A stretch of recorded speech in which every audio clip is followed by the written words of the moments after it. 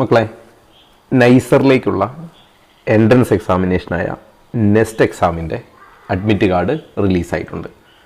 Exam June 6 തീയതിയാണ്. ആ June 6 തീയതി നടക്കുന്ന എക്സാമിൻ്റെ അഡ്മിറ്റ് കാർഡ് റിലീസായിട്ടുണ്ട്.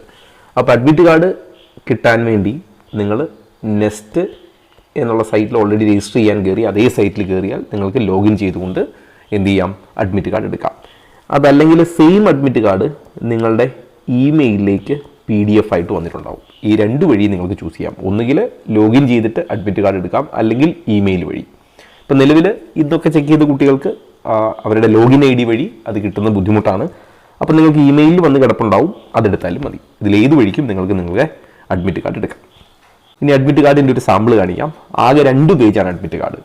ആ 2 പേജിൽ ഒന്നാമത്തെ പേജ് മാത്രമേ നിങ്ങൾക്ക് ആവശ്യമുള്ളൂ, രണ്ടാമത്തെ പേജ് ഇൻസ്ട്രക്ഷനാണ്. അപ്പോൾ ഫസ്റ്റ് പേജാണ് നിങ്ങൾക്ക് നിർബന്ധമായിട്ടും വേണ്ടത്. സെക്കൻഡ് പേജ് നിങ്ങൾ കൊണ്ടുപോവേണ്ടതില്ല, അത് ശരിക്കും ഇൻസ്ട്രക്ഷൻസ് ആണ് വരുന്നത്.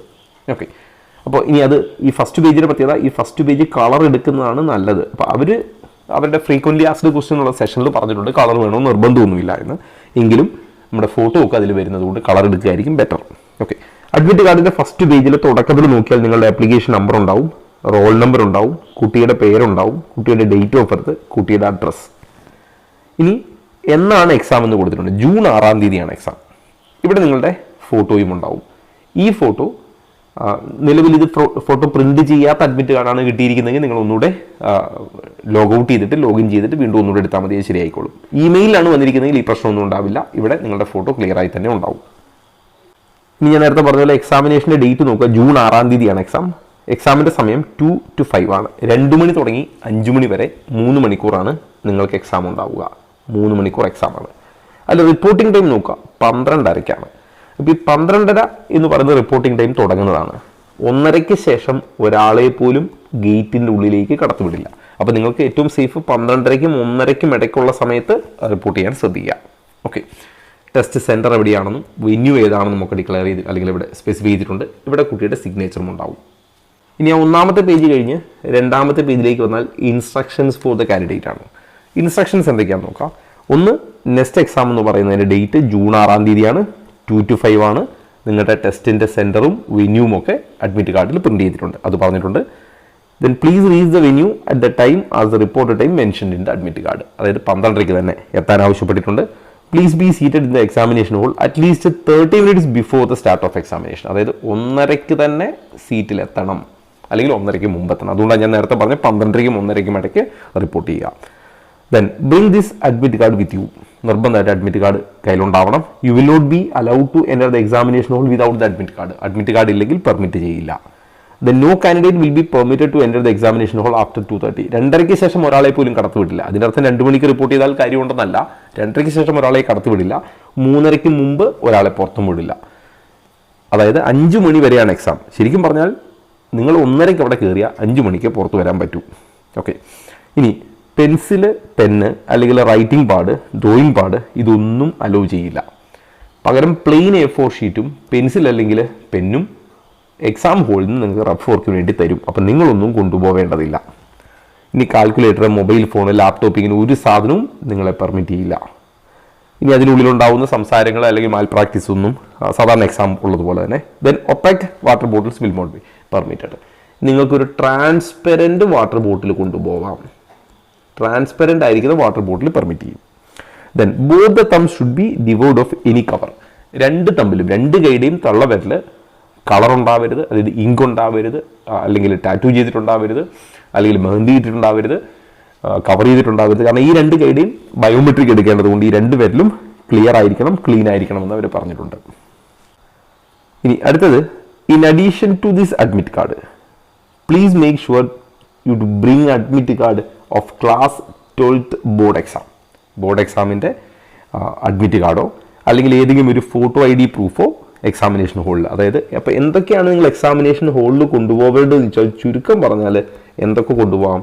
നിങ്ങളൊരു അഡ്മിറ്റ് കാർഡ് കൊണ്ടുപോകണം, ഒരു ഫോട്ടോ ID കാർഡ് അതിൻ്റെ ഒറിജിനൽ കൊണ്ടുപോകണം. ഫോട്ടോ ID കാർഡ് ഒറിജിനലും ഉണ്ടാവണം. പിന്നെ നിങ്ങൾക്ക് ആവശ്യമാണെങ്കിൽ ഒരു ട്രാൻസ്പെറൻറ്റ് വാട്ടർ ബോട്ടിലും കൊണ്ടുപോകാം. ഇത്രയും സാധനമേ നിങ്ങൾക്ക് എക്സാം ഹോളിൽ കൊണ്ടുപോകേണ്ടതുള്ളൂ. ഓക്കെ, ഇവരുടെ ഫ്രീക്വൻലി ആസ്ക്ഡ് സെഷനിൽ പറഞ്ഞിട്ടുണ്ട് ഏതാണ് അഡ്മിറ്റ് കാർഡിൻ്റെ ഒപ്പം കൊണ്ടുപോകേണ്ട ഡോക്യുമെൻ്റ് എന്ന് ചോദിച്ചാൽ A valid original government issued photo ID original ആയിരിക്കണം.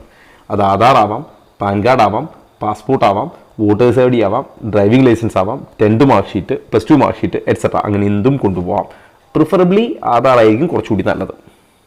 ഇനി എക്സാമുമായിട്ട് ബന്ധപ്പെട്ട കാര്യങ്ങൾ നോക്കാം.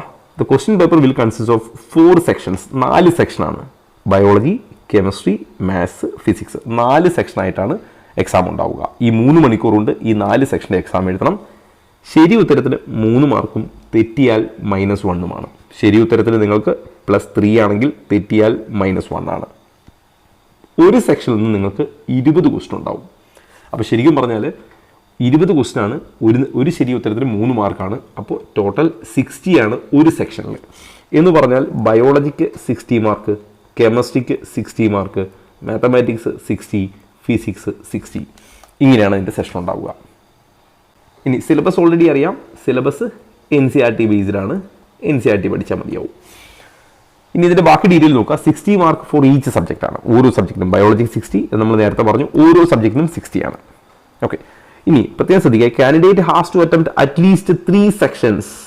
ഈ 4 സെക്ഷനിൽ മിനിമം 3 സെക്ഷൻ അറ്റൻഡ് ചെയ്തിട്ടുണ്ടാവണം. ഇനി അതിൽ ഓരോ സെക്ഷനും മിനിമം പാസ് ഉണ്ട്. മിനിമം പാസ് എത്രയാണ്? 20% of the average of the best 100 score. അതായത് ഓരോ സെക്ഷനിലും ബെസ്റ്റ് കിട്ടുന്ന 100 സ്കോറിൻ്റെ 20% നിങ്ങൾക്ക് ഓരോ സെക്ഷനിലും വേണം. ഇപ്പോൾ അതിനൊരു എക്സാമ്പിൾ തന്നിട്ടുണ്ട്.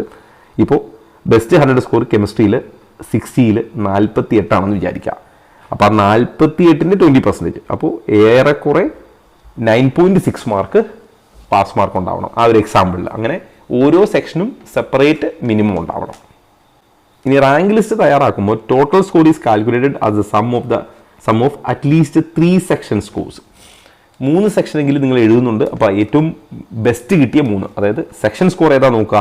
അത് ഈക്വൽ ടു ഇത് നോക്കുക. If the candidate scores above SMS in all the 4 sections, the total score is calculated as the sum of the 3 best sections. നിങ്ങൾ 4 എഴുതിയതിലെ ബെസ്റ്റ് 3 ആണ് അവർ കാൽക്കുലേറ്റ് ചെയ്യുക. അപ്പോൾ അതും ശ്രദ്ധിക്കുക. അപ്പോൾ അങ്ങനെയാണ് റാങ്ക് ലിസ്റ്റ് തയ്യാറാക്കുക. അപ്പോൾ നിലവിൽ നെക്സ്റ്റ് എക്സാമുമായിട്ട് ബന്ധപ്പെട്ട് എക്സാമിൻ്റെ ഡീറ്റെയിൽ, അഡ്മിറ്റ് കാർഡിൻ്റെ ഡീറ്റെയിൽ, സെക്ഷൻ വൈസ് ഡീറ്റെയിൽ ഒക്കെ ഞാൻ പറഞ്ഞിട്ടുണ്ട്. ഇനി ഇതുമായിട്ട് ബന്ധപ്പെട്ട് മറ്റെന്തെങ്കിലും അപ്ഡേറ്റ് വരികയാണെങ്കിൽ ഞാൻ കമ്മ്യൂണിറ്റിയിൽ പോസ്റ്റ് ചെയ്യാം. കമ്മ്യൂണിറ്റിയുടെ ലിങ്ക് ഞാൻ ഇതിൻ്റെ കമൻറ്റ് ബോക്സിൽ പിൻ ചെയ്തിട്ടുണ്ട്. എൻട്രൻസ് സംബന്ധമായ വാർത്തകളും അപ്ഡേഷനുകളും ഏറ്റവും വേഗം ആധികാരികമായി അറിയാൻ സബ്സ്ക്രൈബ് ചെയ്യുക, ബെൽ ഐക്കൺ അമർത്തുക. ഈ വീഡിയോ മറ്റു സുഹൃത്തുക്കളിലേക്കും ഷെയർ ചെയ്ത് നൽകുക.